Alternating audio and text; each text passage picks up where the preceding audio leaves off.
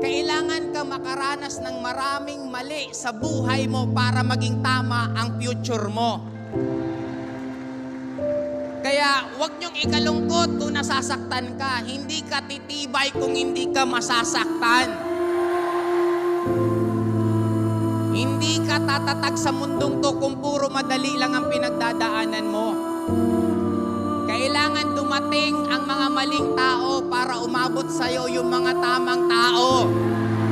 Kailangan ka makaranas ng maraming mali sa buhay mo para maging tama ang future mo. Kaya huwag niyong ikalungkot kung nasasaktan ka. Hindi ka titibay kung hindi ka masasaktan. Hindi ka tatatag sa mundong to kung puro madali lang ang pinagdadaanan mo. Kailangan dumating ang mga maling tao para umabot sa'yo yung mga